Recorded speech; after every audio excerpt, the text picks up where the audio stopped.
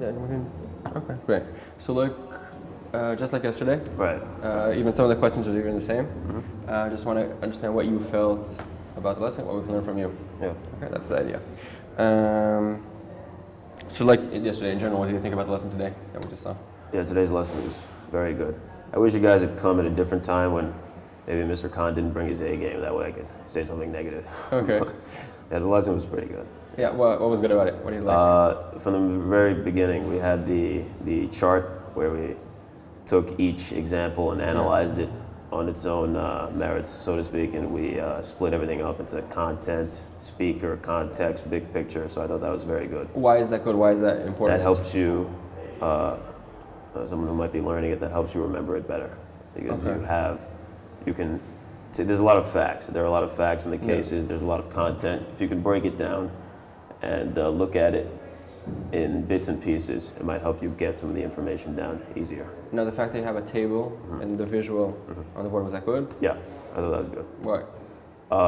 Like I said, if a lot of these cases, there's a lot going on. There's a lot of fact to remember, and if you can just boil it down into the essence, I think you can have something where students can remember it better by. Okay, now at one stage when he was writing Mr. Kahn's writing, he said, "I'm going real fast, I know," and he went on. Did you also feel that was too fast, or was the pace okay?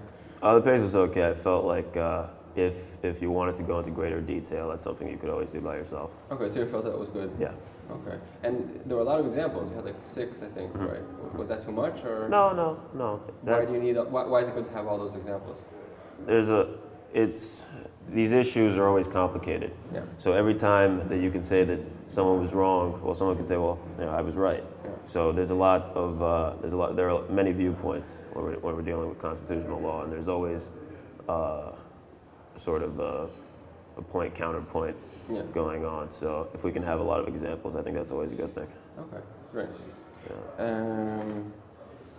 And let's go on with the lesson. You had that, and then you had you vote, right? When everyone put their head down. Yeah. How do you like? What do you think about that? The voting method. Yeah, we've been doing that all year. Nose desk. That's what he calls it. Yeah. The first time we did that, are you kidding? What's the idea behind that? Well, his idea, the idea behind that is that if you put your head down and you don't see how everyone else is voting, you can make a judgment by yourself without being influenced by everyone else. So.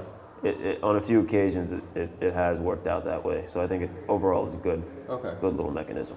Does it make you, I don't know, think about it in a deeper way, more? No, it just makes me wonder what everybody else is doing. Okay, so maybe we should have our head down. Okay. Yeah. So it's a good method, though. Yeah, I think it is. Yeah. Yeah. Okay. As kindergarten as it looks. Yeah. Yeah. It's kind of surprising, but yeah. And then all the last part of the lesson, the kind of mock trial thing. Oh yeah. How was that? That's great. That's great. Why was that great? Kind of. Well, we've even done it in greater depth than that in the past.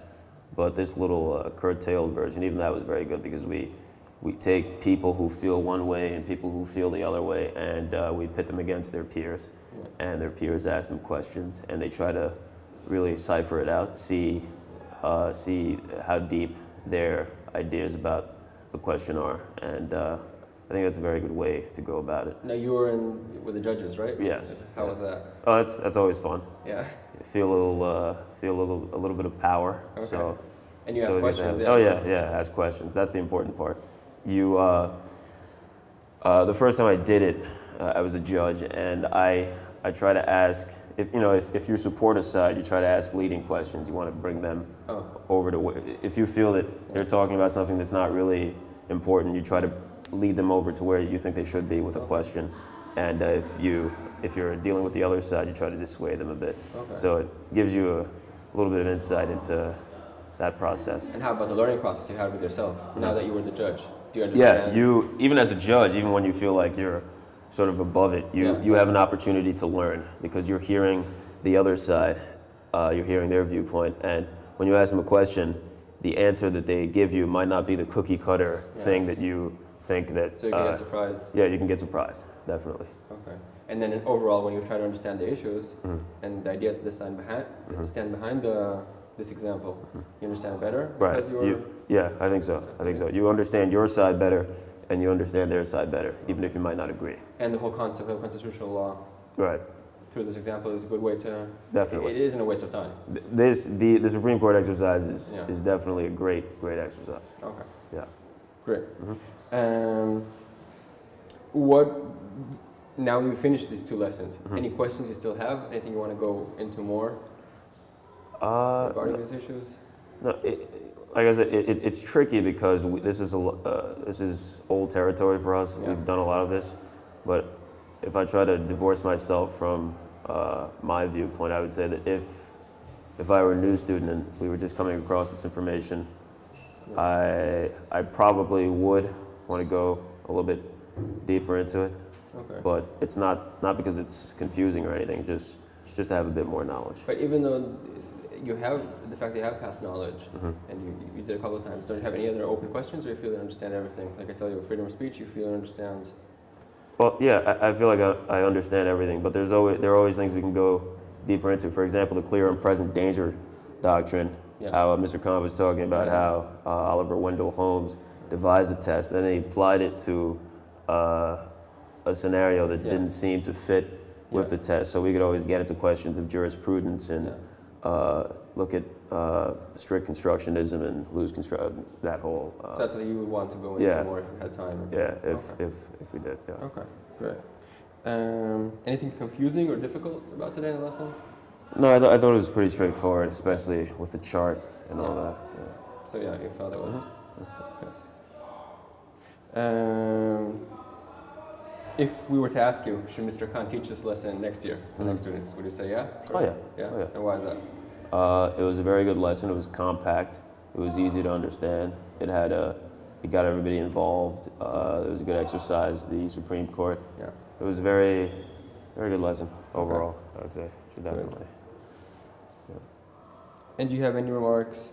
The way I asked you yesterday as well. How does these 2 lessons we saw connect to the larger unit? If at all, or don't they? Or they do. Like I said, the constitutional law thread is one that's been running throughout the year. So this connects to that, and that's. Do you know what you're gonna do next? What's the next? I'm not sure. I do know on Monday we have a trip, so we're gonna disconnect from this thread for a little while and go back to the contracts and intellectual property and all that. Okay. So we jump around a bit. Anything you would change about these 2 lessons we saw? You would do differently, or put more emphasis on, or more or less? Not that I can think of right away. Not that I can. Okay. No. You pretty much think the way we saw it, that was good, and Yeah. okay. Like I said, I wish he had. Yeah. I wish he had been a bit less polished. Yeah. Yeah.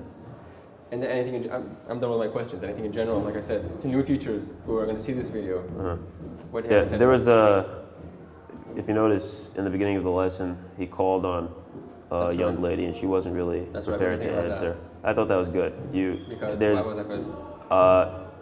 In class, there's always a temptation to let the same 3, 4, or 5 people talk all period, and it becomes a dialogue with the teacher and those people. I have a class right now that's like that, and it's fun for me because I'm enjoying it, but other people don't really care. So you have to, as a teacher, kind of seize the attention of everybody in the class and make sure they all get involved, and whether they want to or not. Yeah. And the way he assigned people to be, to talk at the court activity.